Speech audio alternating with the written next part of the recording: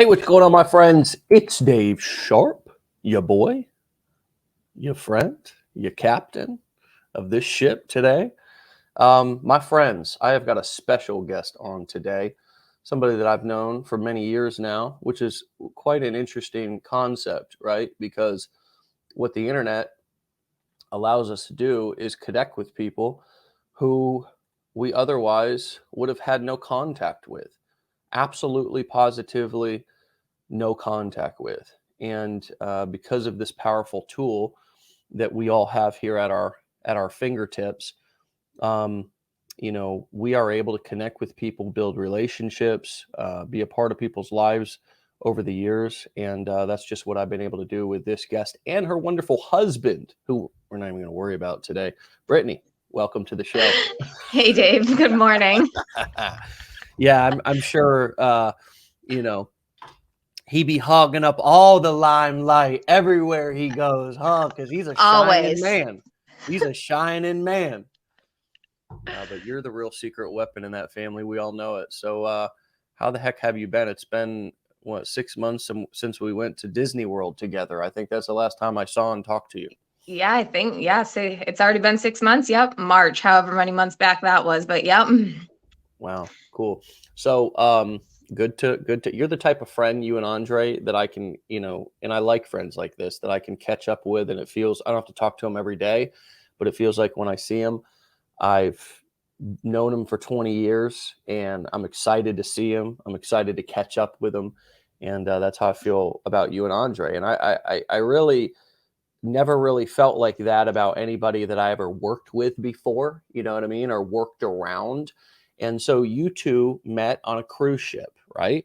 Yes. And you came to America for what specific purpose did you come off of the cruise ship when you and Andre were dating back when you were both working in the cruise industry? Tell us how you met, and then eventually what led you to being in this place of kind of despair, which is kind of how I remember you describing it, and basically you both turning to alternative ways to earn income, or at least being open to them. If I remember correctly, I don't think you were very open in the beginning, but I was not open in the slightest. what led you to that point? And tell us how you and your husband met, and we'll talk more about Andre and how he plays a role in the whole story later. Okay, I will make this story super short, but give you most of the details. So Andre and I met. Give us the juice. To give you, I don't know if you want the juice, but we met back in, it was 2013. My best friend and I, we were just going on a girlfriend's trip out of New Jersey. We were going on a Royal Caribbean cruise to Bermuda. That is where Andre and I originally met. We laugh about this because I wasn't eyeballing him. I was eyeballing the guy next to him, and he was eyeballing my best friend. So anyways, that there's a little bit of juice right there. But anyways, we ended up going home, swapping numbers. He came to visit me a couple months after that. I went and cruised with him again when he was working. We ended up, so we dated, we didn't date that long. It might've been like a year. And then again, this best friend and I, we were cruising, but my parents were also cruising with us. And Andre ended up proposing on stage in front of thousands of people. So we got engaged. And then a few months later, we ended up getting married in Jamaica when he was on vacation from working. And then after that, I am a licensed cosmetologist. So once we got married, I was like, I don't know, he's out to sea. We would go days without talking. When we did talk, it might be for a few minutes here and there. But when you work on a cruise ship, you are working around the clock, nonstop. Internet is expensive. You stop at a port, you may get Wi-Fi, you may not. If you do, it's really crappy. Yeah. So I ended up quitting my job at the salon, and I ended up going and traveling with Andre for 2 years on the cruise ship. So that was really fun. He was working, I was playing. I got the best job. Nice. But from there, he was trying to get so if you've ever been on a cruise, he was like the hype person, the one on the MC, or he was the MC, like doing bingo, the dance parties and all of that. So he was trying to get a promotion to the next level up. We won't go into that story. This is but Andre, by the way, yes. in case anybody doesn't know Andre, never seen his face. I mean, if you've been around in this community for a little while, you kind of know who Andre is. But anyways, just to put a face to a name, this is her wonderful husband, and they have two beautiful kids. But she's in part of the story where the kids are not even a thought yet. Yes, no, not even a thought yet. So, well, sort of. But so he didn't end up getting that promotion. He got like the runaround, really bad corporate stuff. I won't go into all those details, but then it actually sort of worked out because then we did find out we were expecting. So he was just like, maybe this is why I didn't get the promotion. Like, we are true believers that everything happens for a reason. So after that contract, we decided to come back to the US. I am originally born and raised in Western Massachusetts. We're now living in Vermont, but like I can literally see the border. Like where I grew up is only 30 minutes away. So we came back. I was expecting. My boss from the salon, she did let me back, but I was not even able to work part-time. So as you can imagine, like not even getting part-time pay, that is very little when you are expecting. But the kicker here is, Andre, if you didn't know, you have to go through a whole immigration process when you come to the US. Like he can't just come and live. Like, yes, people do, but he came in, the right way. It's lots of paperwork. We didn't honestly know we didn't really think things through because we didn't realize how much immigration was going to cost us. Like each sheet of paper, that was the same questions we're answering over and over again, like $1,000. He had to have a physical and some shots, like that was over $1,000. And things just kept adding up. And we realized when they were adding up and how little money I was bringing in. And I was pregnant. We were living in my childhood bedroom at my parents' house. Andre got to the point where he started searching this stuff online, and all along I'm like, I ain't like, nope, everything that is online has got to be a scam. It's not real.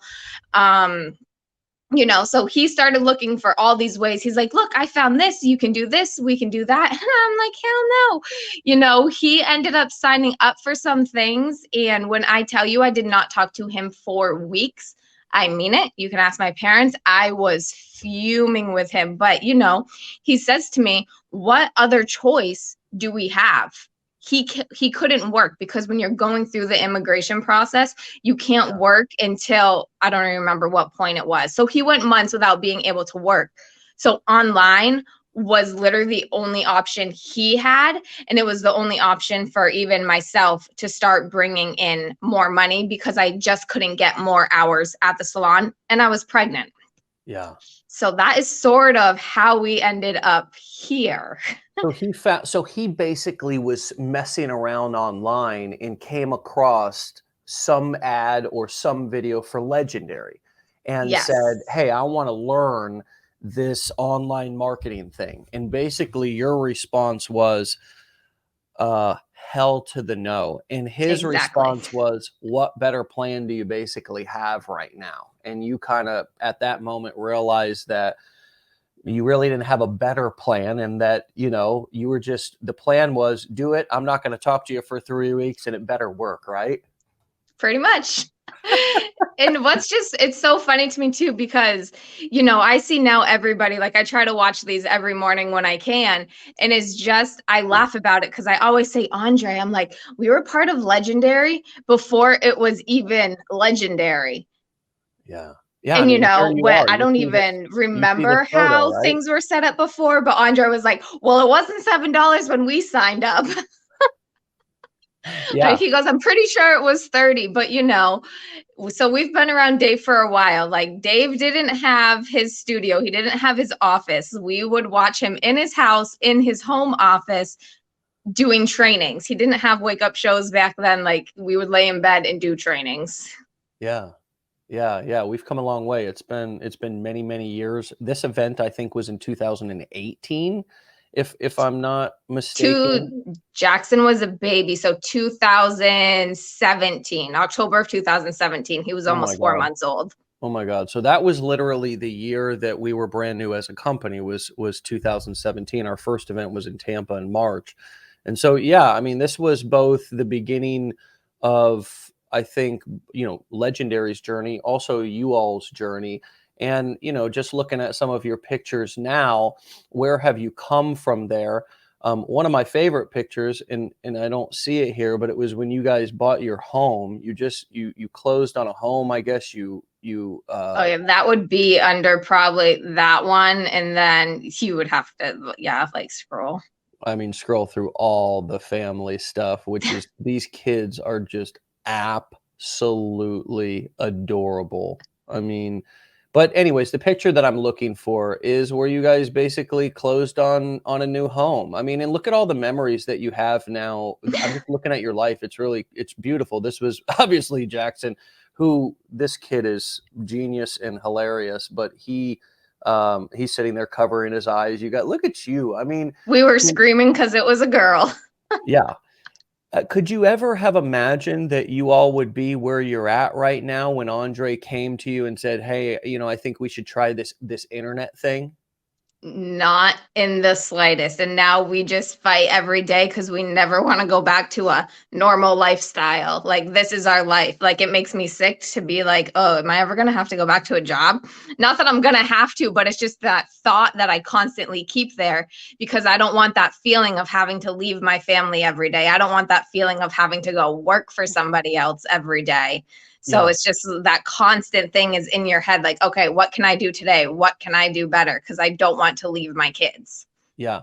So you jumped on the entrepreneur train and you got into health and beauty, the health and beauty niche essentially. And you've done that through a direct sales company, and you've used online strategies and a lot of the things that you have learned through being interested yourself. Like, you're a whole story in and of yourself. I know we've mentioned Andre quite a bit, but he's part of the greater story. But the really cool, by the way, Andre is doing fantastic, everybody. Many of you know Andre. He's actually a business plan advisor, one of our eldest and best here. And if I could work around Andre for the rest of my life, I would be honored to do so. But you are a whole story in and of yourself over here.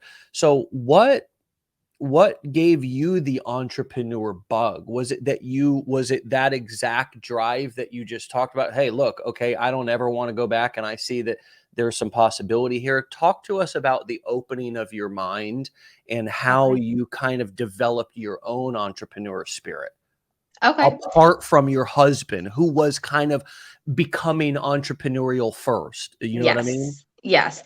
So my story really began back. Jackson was 6 weeks old. He was spitting up a lot. We tried every single formula. We ended up getting him on the most expensive formula. We call it the Cadillac versional formula because it was so expensive, and it just got to the point where it was one day, like, sorry if you get grossed out easily, like, it just kept going and going. Yeah. And I called this pediatrician. She goes, listen, I got multiple kids. Nothing grosses me out. like the projectile and all of Oh, that. yeah. And finally, his pediatrician was like, you just need to drive him to the children's hospital. And that right then and there just sort of like makes you freeze up because you're like, okay, if she's telling me to go to the children's hospital, like, what's wrong with him?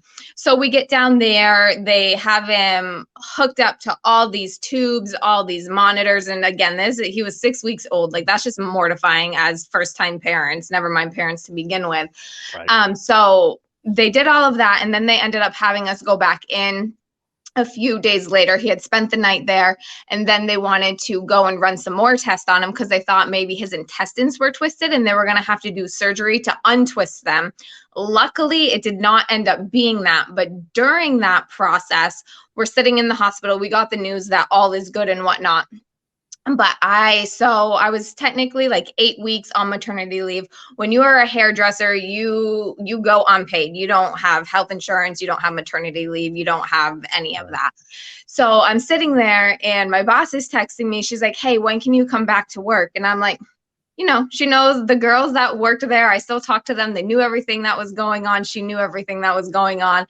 She's asking for a date. And I'm like, listen, I really can't give you a date right now. And she's like, well, I need a date. And that right there was like, okay, this isn't going to work. So I That remember was a this hat day. toss moment. Like, God. Yeah. I remember this day like it was yesterday. I look at Andre. I said, can we make this work if I do not go back to work? Because right then and there, I just felt like a number.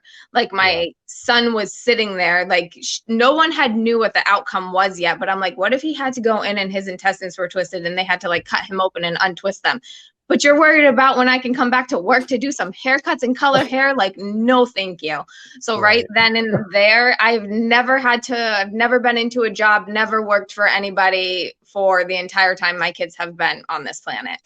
But right then and there was just like, nope, I am done with this, not doing it. I bet that was a kind of a, an anus clenching moment for Andre. Yeah. Well, and my mom he was was sitting like, right "Oh there too. And shit." she's sort of like, okay, you guys are living with me and you just quit your job. And Andre doesn't really have a job. Like, are we? Yeah. But my parents, they have been supportive of this since day one. So, but yeah, I'm pretty sure she was probably like, oh shit, what'd she just do? Like, so we're good. We Oh still my have a God. relationship. She's the best Grammy on the planet. This is too much. No, but it's real life, isn't it? It's like, man, you're sitting in that emergency room and you just look at him like, can we make this work, man, for real? Yeah. Don't bullshit me.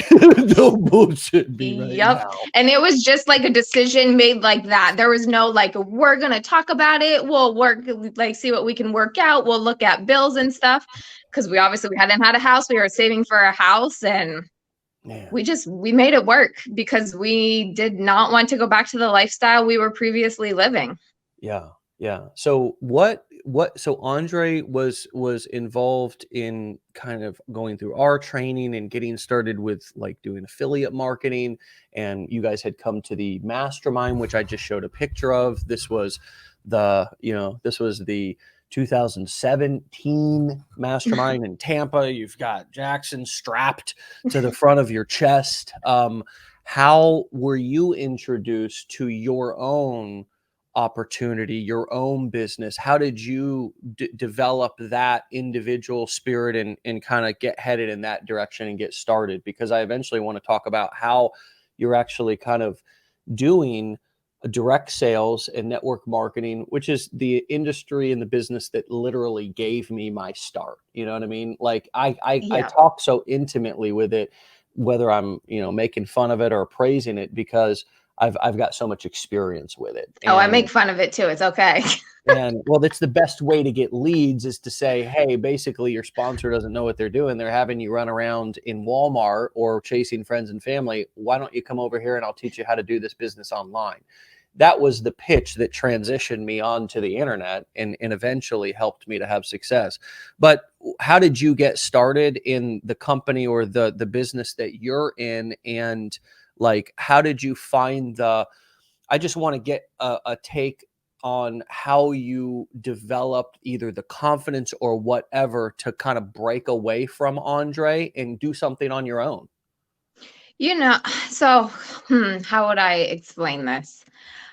I guess just believing in myself that I actually knew what I was doing and that I was capable of doing it.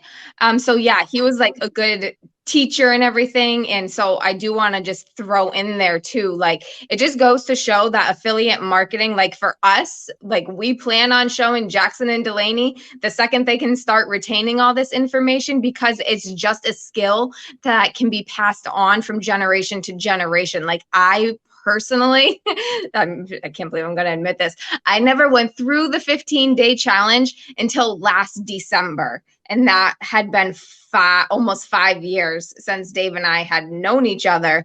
But because of what Andre learned and from watching, Wake Up Legendary, like I've been able to implement everything and move forward.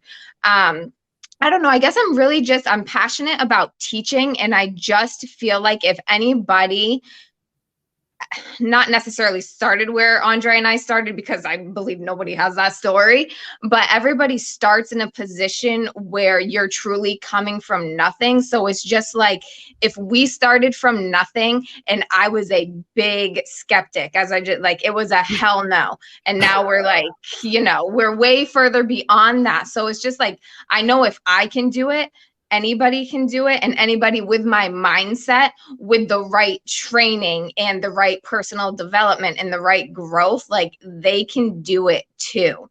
Like Andre and I, we do some things together, but he has his own ways and I have my own ways, and we're very different, but we're very similar.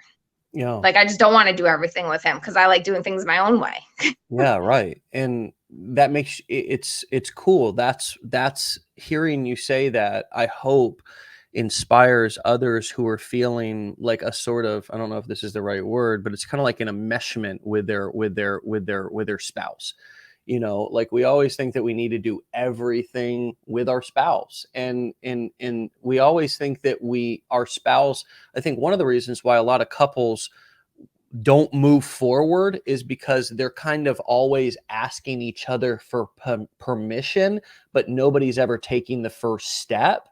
And what I found in my marriage is that I've sometimes got to take the first step the same way that Andre did. And I'm sure you do it and have done it a million times too. But just in this story, it was Andre that took the step towards entrepreneurship. And you all happened to be in a moment to where it became clear to you that, okay, this might be better than what we're doing right here, getting these phone calls in the emergency room. And I think that already being started, having taken that first step, I think is an important lesson for all of us to learn. And also with you too, then not being afraid to step out on your own, because sometimes we aren't going to do everything together. Most of the time we're not. Most of the time it's going to be one partner takes the first step and the other partner sees that it's not as bad as what they made it out to be in their head. You know what I mean? And then eventually the other one will take the first step with them. But again, I see so many people that, and I've seen it over the last 10 years that are, and I've been in it with my wife too, to where afraid to kind of piss her off, afraid to trigger her, afraid to, you know what I mean? Afraid I wouldn't want to piss off Aaron. I don't want to be, I don't want to be wrong. I don't want to be wrong. I don't want to spend money that it'd be a mistake or something, like all that fear. And then if I go to her and ask her, well, she's not been thinking about it. It's not her decision to make. I mean, as long as I'm not hurting her, then it's my life and I have to live it. And that's kind of the theme of what I'm hearing from you, is that you guys have formed a unit, but also understand the importance of your individualism. And you've taken that, not just in your own personal life, but you've taken that into your businesses. Right. Yeah.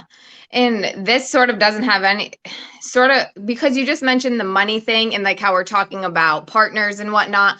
I do want to also bring up the fact, like, my mindset's changed money-wise. Like you just said, okay, did I go out and spend too much money? Like the first time I ever heard Andre talking to somebody about Legendary, we're sitting at my parents' kitchen table. He's on the phone. Of course, I'm eavesdropping because I know what he's talking about. But I hear this number and I was like, we have a baby on, like, this is in my head because he's still on the phone call, but I'm like, we have a baby on the way. And I'm like listening to this number and we want a house. And I think if you're watching this right now, your mindset around money has to change, because if I was to hear that number now that was said on the phone that day with the conversation Andre was having, like I wouldn't even. For additional context, Andre came through here through the 15-day challenge as a client. And you guys, he ended up buying, or you guys bought the mastermind, which was between $10,000 and $15,000, right? That's the number that you're talking about. Okay. Yeah, that's the number I'm talking about. Yeah. But like I wouldn't even second guess that now, because when you're learning the skill set, We always say you either learn something, like if you invest into something, you're either going to learn something or your life's going to change. Like money just really isn't like, obviously we're responsible with our money, but I just don't question it anymore going towards certain things that I know can and will probably change our future. Yeah. And I understand like that's how some couples like butt heads, because that was us in the beginning. Because again, I was like, oh hell no, you are not spending. I just heard that number on the phone. You are not spending that money right now. But Right. if he hadn't spent that money, I can tell you right now, we would not be where we are today. Yeah. Yeah, I totally understand that. I get that. I've had similar experiences to where, you know, access, whether it be knowledge or access into a certain environment to learn something, it was life changing. And the money is always it's always, I mean, it's usually the thing that stops people from moving forward and having those experiences. What it's so interesting that you brought that up. Yeah, because you guys invested heavily into your education at the very beginning and actually came to the mastermind that I just showed a picture of and kind of fully immersed. I mean, that was Andre sort of trying to fully immerse himself. And again, trying to keep the focus on you. Andre is just a whole nother wild story going through the immigration and then having the cojones to invest that much money in some education. I mean, talk about a gamble. You know what I And mean? Talk he about, knew like technology wise, that was not his thing. So he yeah. learned it as he went along. Yeah, yeah. So you now you found this kind of this company and these products that you resonated with. They were in the health and beauty niche, which is a niche that you already kind of came from because you were Right. a hairstylist and worked. I don't know if you did makeup as well, but Yeah. so that was already something that you were somewhat familiar with. And I mean, a lot of women are, but Yeah. anyways, that was your particular profession, and so you resonated with that niche in as an entrepreneur, and and you've had, from what I understand, some pretty amazing success in that company, and you've done it for the most part all online. Is that right? And Yeah. mostly All using online. Yep. Facebook, right? Yep. Okay, talk us through a little bit about like how you got started. What did you do first, and then how did you settle into the strategy that you're using now? So I bringing it back to Andre. He's just there. You can't ever get rid of him. He's actually the one who signed me up for the company because he saw the potential in the company and in me. So it's just, I know he's listening to this right now, whether he's downstairs listening or out in the hall listening, but it always comes back to Andre. So it was all him. But he ended Sign up me up. he ended up being right because I was already passionate about what he was showing me because it was in the beauty industry. And that's, I grew up a Right. competitive dancer. I grew up dancing 6 days a week. So it's like the hair, the makeup, all of Right. that has been a part of my life forever. So when I first got started with it, I fell in love with the products, what they did, all of that. But because of what Andre was teaching me through affiliate marketing, I felt it made me stand out from the rest because even though I'm in the network marketing, indirect sales too, I am not your average cookie, I guess. I actually am probably shunned upon because I don't stand really for the business model, but I Yeah. love the products and it's good commission. So, but I'm not about the whole, at one point I was about growing the team, but then I just saw what so many other people were doing team wise and whatnot. And I just felt there's no boundaries set there. And when you're working online and doing this type of thing from home, you have to set boundaries because you have to keep your own sanity. And I just felt, I couldn't do the whole team aspect because I just, I didn't want to do what these other sponsors were doing because I see what they do and I'm like, your time, like you're not using your time wisely. And if you were to fall off the face of the earth today, the girls that you've been helping, they're going to fall off too, because you're just doing everything for them. And I was at that point at one point. So I'm not going to say I never was there, but I strongly feel that's not for me. And I did earn a trip back. I've earned 3 trips with this company. The first 2 I wasn't able to go on, but Andra and I actually just went on one back in June. And, you know, I made the mistake. I now, you know, I watch what I say to people, but I made the mistake, you know, we are able to have one-on-ones with the CEO, and I canceled mine. And they wanted you to cancel ahead of time if you couldn't, out of respect. So I canceled 2 weeks before we even went on the trip. But there was this one other person there, and, you know, I was telling her, she's like, what time's your one-on-one? I'm like, actually, I canceled it. She's like, oh, really? Why? I'm like, because I know what they're about, and that's not what I want in my life, because it's about how you can grow a team and how you can help them. And I'm like, that's just not what I'm passionate about. So, like, I was shunned upon because they're like, oh my gosh, you canceled your one-on-one. I'm like, why am I going to go and waste, not even waste my time, but waste the CEO's time? Retail the products. You just prefer to retail the products, not exactly. And, you know, this past year, out of, I don't even know how many, came out on top. I was number 19 for just selling the products. And that is because I have affiliate marketing skills. Like, I can support myself just by selling products. I don't need a team. I don't want a team.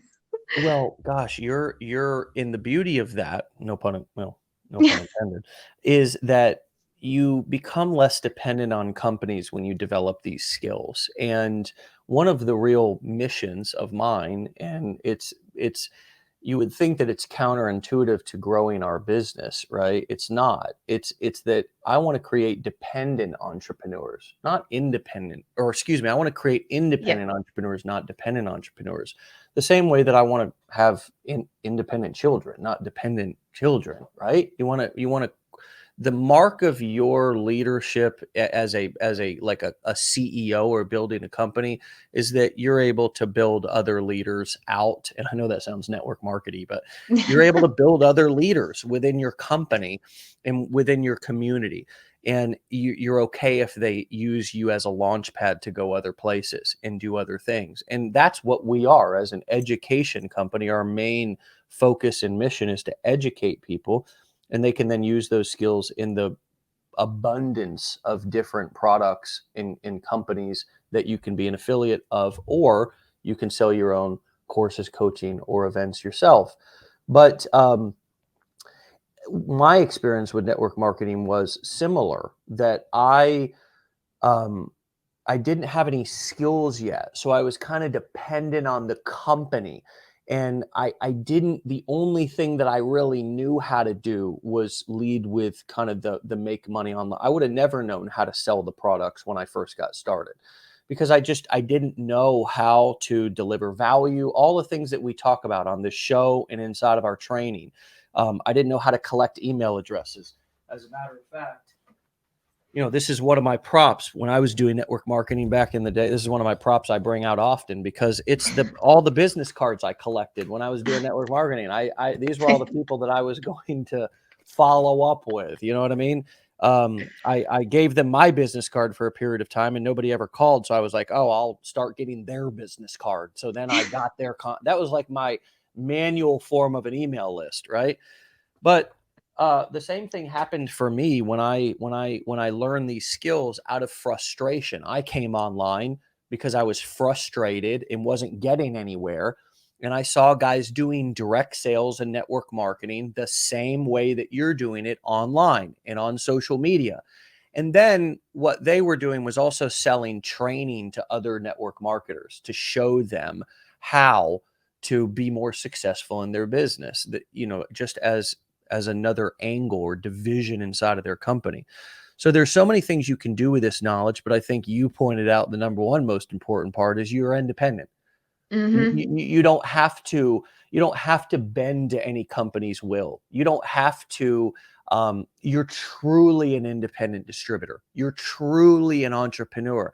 And sometimes some of these businesses or things that we get involved in, like, for example, some franchises might even feel like this. You come in with entrepreneurial spirit, but you realize that there's a lot of things, that conditions in terms.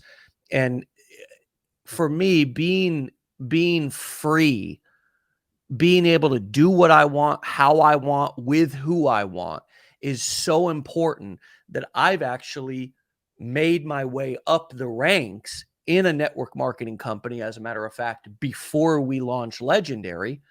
And because I built the business online, fully, totally online, broke records, everything, we came to a company event, and they literally threw us under the bus. The corporate trainer, and put our capture page and our Facebook group image up on the screen and said, here's how not to do it. And I said, I had a team full of leaders, a team full of people in the room that I had brought. We'd sold a whole bunch of these water filtration machines. And because they were such an old school company, they wanted people to do that face to face, that belly to belly, that home and hotel meeting stuff. And I didn't want to do it. I didn't have time to do it. And so when we just exploded, all with internet skills, a lot of the people in the company were looking to us because our names were on the leaderboards and stuff. And instead of people learning from us, which is all they wanted to do, the corporate trainers and so forth tried to make it look like we were doing it wrong. And it just was so small of them. And I was like, I'm way too much of an entrepreneur for this bullshit. Like, that I can relate. And that's just why I do my thing and I stick to myself. Like, no hate towards network marketing or direct sales, but the actual business model as a whole is not for me. And that's the beauty of building your own assets and building your own, because what really affiliate marketing is it's building a community, an email list, a group, and then it's marketing products and services that you can earn a commission for introducing them, that the people that you're introducing them to are going to find valuable and actually thank you. And the reason why it's such a good deal is because you're saving them time. You're bringing them, based on your experience and your knowledge and everything that you've seen and done, you're bringing them what you feel is the best, or what you feel is what's right for them to get started. And that is so valuable. And so it really doesn't matter at the end of the day what company owns the products that you're marketing, like whether it's a direct sales company, whether it's a product on Amazon, whether it's a product from another company. It's simply a link. It's not the business. We get too obsessed about our product and what we're selling. And the truth is that what I've seen from you, that you've learned here from Legendary and Andre and just watching, is that you've built a brand. People are buying you. They're buying your makeup tutorials. They're buying your transformation journey. What are other ways that you build trust, rapport, and deliver value to your audience?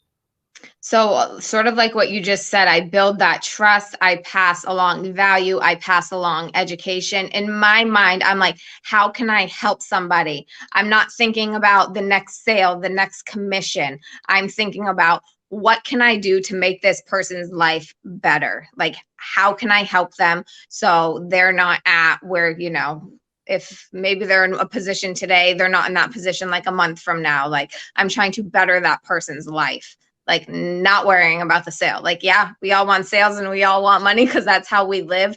But you can't focus on that, because if you just constantly focus on that, you're going to stay stuck where you are. So somebody might say, how are you making somebody's life better with, like, hair and makeup? Explain practically, what are some of the things that you're doing marketing wise or content wise that a guy like me, some dumb, animal like me, is not going to understand that. I don't understand how giving somebody a makeup or a video tutorial is going to make their life better. The same way this, and I know it does, but I want you to explain it in practical terms, how you're kind of delivering that life-changing content to people Mhm.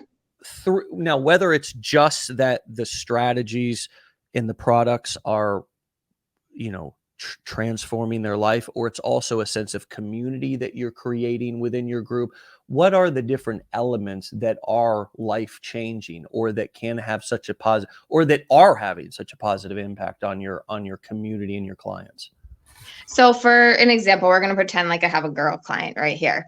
And, maybe she's a mom of 5. She's super tired. She looks in the mirror at herself every day and she's just feeling down because she's constantly taking care of the kids and the household chores and she doesn't really get any help.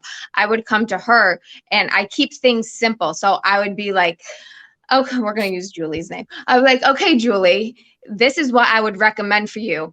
This, because it's going to make your face, it's going to make your face glow. You're going to feel more alive. I'm going to recommend this because you can use it as an eyeshadow and you can use it as a concealer. So you're going to feel more awake because your under eyes are brightening and your eyes are popping. And then I'm going to recommend this mascara because it's going to make your eyes even more awake and more bright. And then it's like they're ready to go out the door. So when you keep things simple, like I just recommended Julie 4 products to help her feel better. She's going to feel more alive. She's going to feel more awake. She's going to feel like she can take care of herself and it will take less than 5 minutes. So she's putting herself first to feel better. Yeah. So she can go take care of her kids. So how are you bringing people to you to be able to kind of have that conversation? How do you chum the waters, using sort of the fishing analogy, bringing like sharks to the boat? Is it a Facebook group that ultimately you're trying to attract people into, and that's sort of where you have some of these more personalized conversations? And how do you get people to your Facebook group? Are you mainly just building relationships on Facebook? Talk us through a little bit of the mechanics of kind of getting them to the point to where they actually want to hear from you. You know what I Yep. mean? You're not just some random person on the internet. Right. So the majority of people, yes, they're coming. I do mostly everything in the Facebook group, but I do more engaging posts. So, for example, that recommendation I just gave Julie, maybe I had posted something like, if you are a mom and you are feeling tired and you just need something that will take you a few minutes a day to give you more pep, comment down below. So that Yeah. right there, because then if they comment, they're inviting me to their inbox and then I can create that relationship and start that conversation with them. Yeah. I have like on my Facebook business page, I don't know how many different ones I have now. I have 2 or 3 different ebooks geared towards a few different things. And of course, at the end of that is the group. So if they want more advice or they want to learn more, then they go ahead and join the group.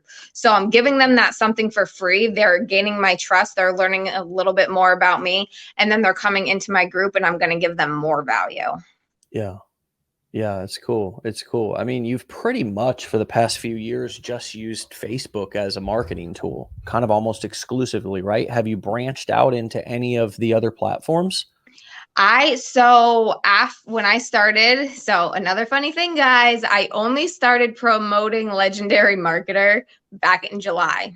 That's all. So I did originally start with that on Instagram. I'm like, hey, let me just try this Instagram thing, guys. I know. Kudos to everybody who loves Instagram. I can't do it. I don't know why. But yeah, Facebook is like my jam. So my Facebook Reels are more for the education courses. You don't see anything beauty, but my Facebook group is like beauty. But I am a Facebook girl in and out. Wow, that's interesting. So it's your, I saw somebody make a comment the other day. I thought it was really really cool. Somebody asked, what is the number one mistake if you're a millionaire you keep making? And a bunch of people commented in there. One guy in particular, who's a friend of mine and I've known for a while from this marketing industry, said seeing other people doing things differently and thinking that I'm doing something wrong. And, I mean, the likes on that particular comment just exploded because I think that's a pretty relatable. I think that's a Hmm. pretty relatable thing, right? So it's really refreshing to hear you say, "This is my jam. This is what I do, despite what everybody else is doing and talking about. This is my lane." How did you get so comfortable in that lane and not have that constant wandering eye that I think so many of us have, or think that we're doing something wrong because other people are doing things differently? So my biggest thing when it comes to this is, and this is something I tell everybody, you have to narrow down your audience. You might think if you don't narrow down your audience, like, oh, I might be missing this person, I might be missing this person.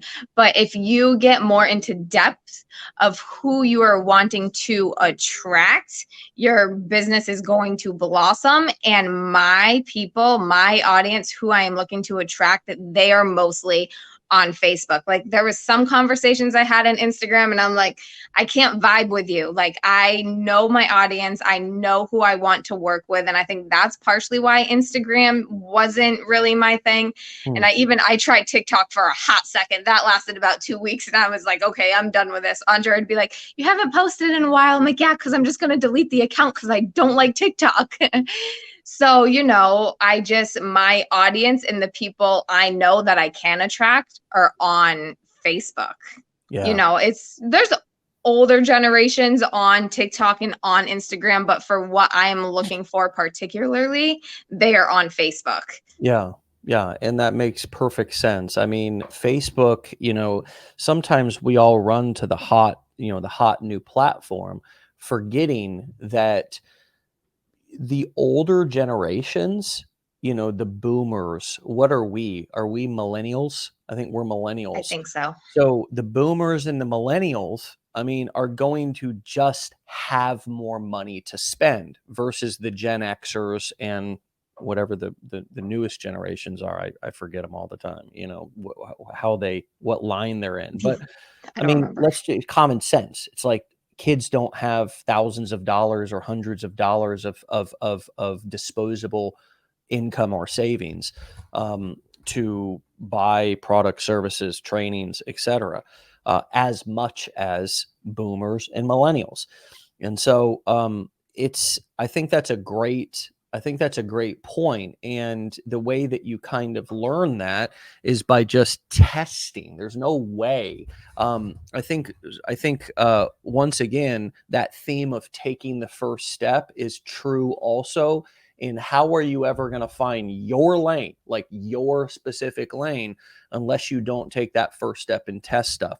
How have you how have you been willing to take the first step instead of doing what almost everybody else does, which is ask everybody's opinion, what they think you should do, what their opinion is, what are they doing? How have you avoided that? Because that is such for so many of us, and we're raised to ask people's opinion, to consult with people, but we're also asking for their limiting beliefs. We're asking for their opinions. We're asking for them to shower us with all possibly their toxicity or, again, their limiting beliefs as well. Um, how have you, avoided that, the asking people for their opinions? And I think it's really just there's an overall theme here of a sense of self, right? So obviously you develop some of that when you were young, dancing, stuff like that.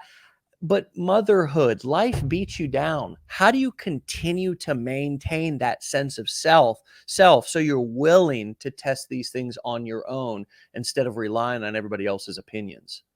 I think that sort of goes back to something we were talking about earlier is, you you have to focus on yourself because you'll start asking people's opinions, and one person, again, like maybe one person is going to be like, this is working for me on Instagram, and someone's going to be like, this is working for me on TikTok, and then you'll have someone be like, oh well, I tried that on TikTok and it didn't work for me, or I tried that on Instagram and it didn't work for me.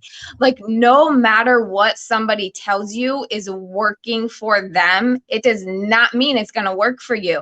So you're better off, like Dave was saying, staying in your own lane, trying your own things, reevaluating every few months and seeing if that works for you. I didn't reevaluate Instagram or TikTok in a few months because I just felt in me that this platform was not for me. So, you know, content wise, like people will be like, why do I only have 100 views on this reel? Why do I only have 2 likes on this reel? Like that type of thing, you have to, like I just said, reevaluate every few months, because then you can realize what your audience is liking, or maybe you're not attracting the right audience, or maybe you haven't broke down your niche. Like, again, as I said earlier, I'm a big believer in you have to break down your niche. So if you're not getting those views you want, if you're not getting those likes you want, if you're not getting those opt-ins you want, you have to reevaluate what you are doing as a person. Don't worry about somebody getting 1 million views on a reel or 1 million likes. Like what somebody else is doing in the long run isn't going to help you. You have to find what works for you and what works around your lifestyle. Yeah. Yeah. Lifestyle is important too, right? Because if I have a strategy that I can't fit into my life or into my daily schedule, then, and I think that's one of the reasons why being mobile is so beneficial, being able to do most of your work on your phone. Are you 100% mobile? What does a day in the life of Brittany look like? Just on a Pretty high damn level. boring. Well, just on a high level, like, do you go to work at your computer? Are you mostly mobile all day and completely run your business from your phone? You know, like, what does it look like? What does your work look like? I guess is what I'm asking. Yep. So, but I'm going to answer that question, but I want to backtrack a little bit. So, like what Dave was just saying when I talked about lifestyle, like I see a lot of people being like, oh, well, I work a full-time job and I have this and I have that. If you want something bad enough, you will fit it into your schedule. Skip your Netflix. Use your phone on the toilet. Trust me, Andre does that quite a lot. I'm like, what are you doing in there? Are you actually going to the bathroom, or are you doing something on your phone? You know, like if you evaluate your day as a It's a whole, I dad trick. guarantee you have 10 minutes here, 10 minutes there. But this comes back to my parents. They are a huge help. So for example, my mom took Delaney for a couple days last week. I sat down. I can only sit for so long. I have a very short attention span. So I sat down for one day, I had 3 hours. The next day I sat down and I had another 3 hours, and I was able to do a month's worth of work. And now for about 30 minutes a day, like I'll check my emails, and this is just for like the nitty gritty stuff. Like I'll check my emails, I'll respond to some comments on posts or reels. But for me personally, I don't even work a few hours a day. I work better when Jackson is at school and someone can take Delaney, and I have a few chunks of hours for a couple days a week. Amy, hi. It's Jackson's mom. Hi, Cece. Oh, we can't tell Jackson I saw you. She's not feeling well today, so she's home from. Oh, no. She just came to the office house with mommy. I love you. I'm sorry to interrupt. I just had. Is that your little buddies, Mama? Jackson? You think he's funny? Jackson asks for you in Disney again all the time. Aww. He's hilarious. Yeah. Okay. So, where were we? Sorry. What was I? Oh, so I was just saying, I don't even work for a few hours a day. Like I work better when I have a chunk and can do a month's worth of work. And then I take not even like a whole 30 minutes. Like if Delaney falls asleep on me, I'll sit there and that's when I'll scroll. But I work better when just both kids aren't home and I can sit and focus and I just get out a bunch of work.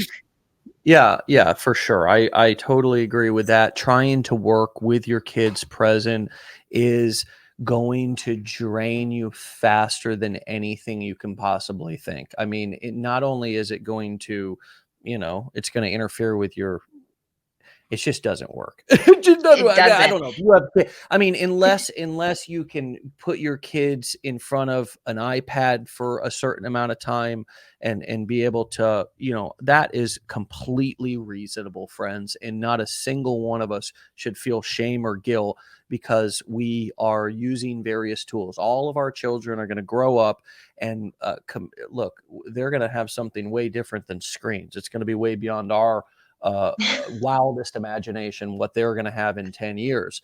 So it's all about moderation, right? And so at the same time, you're showing your children. I know you said as soon as they're old enough to retain information, you were going to give them the information. But what do you think that, and how do you feel about the legacy? Because when we talk about legacy, to me, legacy is less about what I leave somebody materialistically and more about what I leave them value-wise and knowledge-wise, right? Because that's what I know. You give me a pile of money with no knowledge, that ish is going to be gone so fast. But you give me knowledge and no money, and I'll have a pile of money soon enough, and the wherewithal and the skills to be able to keep it and grow it. And so what sort of legacy and how do you feel about your children watching you doing what you're doing?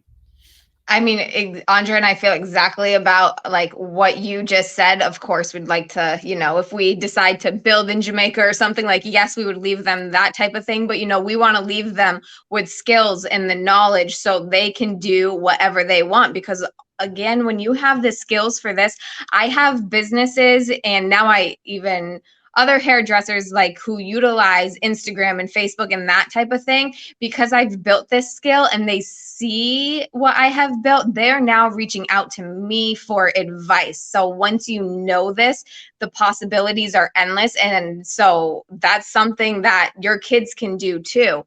In Jackson, because he's 5, so he does understand this a little bit, he knows. So when we went to Disney with Dave and Cece back in March, we knew he was going to want spending money. It's not that we didn't have money, but we wanted him to understand the concept that it takes work and it takes time to get this money if you want to spend it. And he sold quite a bit of my product. And I gave him the money to go spend at Disney because he worked for it. He packaged products. He wrote notes to the customers. So it's like, we want him to understand the value behind $1. Like, we're not just going out back and picking off this money off the tree. So it's like, he understands the concept that you have to work in order to get money to buy things. This child is beyond sweet. This child is you got to pull up I just posted his school picture yesterday. It's on my timeline. I mean, but yeah, and he understands. And that's also why I try to work when he's not around, because I don't like being like, hold on, Jackson, 1 minute, Jackson, because that's not fair to him either. Yeah. This is his school picture. Yeah. He is just absolutely precious. I mean, you all have built an amazing life, and I'm just so happy for you. So thank you for coming on and spending an hour of your valuable time with us catching up. And of course I love to talk to you and Andre individually or together here, offline, at Disney, wherever. So hopefully we can connect and do something soon. But what would you like to leave everybody with? I'm not huge on advice in the right words, but just do the dang thing. Like, stop questioning yourself. Stop wondering the what ifs, because what if everything turns out okay? What if everything turns out more amazing? And, really work on that mindset around money. Be like, oh my gosh, I don't want to spend this money, but oh my gosh, what if you do? And your life does a complete 360, because that's exactly what happened to us. Yeah, it's only money, right? It's only really money. You'll get it back. Money. You can get it back. There's way too much of it in the world right now. It's actually why the government's trying to raise rates and kind of take, they're literally, it's kind of a funny thing to say. There's too much money in the world.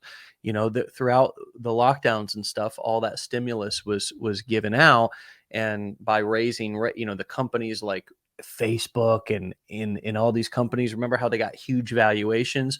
Well, they're actually part of what the Federal Reserve is doing right now is tightening the economic conditions by raising rates, so it's more expensive to borrow money, and it's literally extracting money out of the economy. It's making the big companies like there's been something trillions of dollars that have been taken out of the economy over the past couple of months.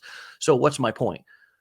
There's too much money in the world, and that may feel impossible and maybe even make you angry. Like, I don't see it, and I'm living in poverty over here, and I get that.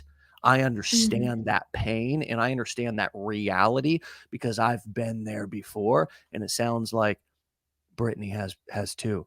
And that doesn't mean that what I just said isn't true, that there's too much money. Now, the problem is life isn't fair. So it's not dispersed evenly. And so the way to get it, the way to get your fair share is knowledge. It's to learn how to get it. That's the only way. And so we have to sit long enough in order to allow ourselves to learn the strategies. And I always say to people, whether you learn them here, whether you learn them somewhere else, learn them because they're not going away. We're not going backwards. Right? And it's not and this is another thing I say, it's not saturated and it never will be, because I may do one thing, Dave's going to do it differently. I may do another thing, Andre's going to do it differently. So don't be afraid of saturation, because it's not there and it's never going to be. It's a limiting belief is what it is. It's literally a limiting belief that we heard somebody else say. They planted that seed in our brain and we've just let it grow. And now all of a sudden it's a reason that we're using not to do something that's saturated. I mean, we come up with all kinds of reasons that we project out into the world. And I always like to actually say, when I'm assuming something, I make up in my head that this is true, because I've developed the self-awareness to know that most of the thoughts that I come up with are just things that I'm making up in my head. It's not your truth. It may not be fact to you, but it's fact to me. So I make up that there's no hope for me. Like, there's no way I can make money. Well, the truth is that there's actually an abundance of money out here. There's too much money. They're trying to extract it and take it away because inflation is so high. So again, it doesn't mean that my feeling isn't real. It doesn't mean that it hasn't been really hard to keep a job or to get money, or that I've managed money poorly, or I've made bad decisions. A lot of times it's just that I made a bad decision with my money. I made a bad investment, right? Owning all that stuff, is a really important part of this journey. And also knowing that the only thing that's important is your truth, not what other people say, and oftentimes the truth changes over time. Your truth changes. Definitely. Because you learn new things, and what you believe to be true in the beginning, or even what many of you believe to be true right now, you likely will not believe is true if you continue down a path of growth in any area of your life, because you'll discover new things that'll make you realize, it wasn't exactly what I thought it was, or there was more to it than I thought it was, or I didn't have the full story. I didn't have all the facts, So that's why staying open, which is, what you and Andre are, I feel like there's an element of decision in hard work, in risk taking, and there's also an element of luck. And you have to know when an opportunity is being presented to you, right? That's luck. But seizing the opportunity is about action, and it's about, we all get lucky all the time. Opportunity is presented to us all the time. But if we don't grab it, seize it, do something with it, that we don't feel luck. We're no longer lucky, because luck is not, it's done fully for you. Luck to me, or blessings, however you want to describe them, right? Even if you want to get super religious, things are put in front of you, and you then have self-will to decide whether you want to take advantage of it or not. And that's why each and every one of us at a certain point in life gets exactly kind of what we deserve, not because of our worth, but because of our choices. we're usually worth much more than what we have or what we get, right? But we've chosen that, and then it's like, well, how did I get here? Well, I chose this, and being honest about that, and then saying, okay, that was what I had to do when I got, went into recovery and stuff in 2008. It was like, golly, my best thinking got me right here. Holy crap. I need a brainwashing. And so all these elements are at play here, but I really just see that you guys have seized the opportunities that have come that have been presented to you. You've worked together in a harmonious way with Andre. It's been really cool to watch and see, and you both should be really, really proud of yourself. Thank you. Cool. We appreciate you so much. Appreciate you too. So come back and see us here in another 6 months or so and tell us how you're doing. Let's keep the conversation going, and tell all the kids and Andre that I said hello. I will. All right. See you later. Bye. All right, my friends. What an awesome person, and she's got an amazing family. Again, Andre, Jackson, and Delaney are the full team, the whole Miller team, and they are just absolutely inspirational. A lot to learn from them. Somebody who you definitely want to have in your corner, in your support group, in your own sphere of influence. Just because even if you have the honor to watch them from a distance, just seeing the accomplishments and how they haven't done it all overnight. It's been and because Brittany is so good at Facebook, you can kind of see in her pictures a lot of her journey and stuff, but it really has been a journey, and your journey is going to look different than her journey, but take the first step. Have a great Friday. We'll see you back here on Monday. Excuse me. Great Thursday. God, that's how you know you're an entrepreneur. You don't know what day it is. See you back here tomorrow for another episode. Peace.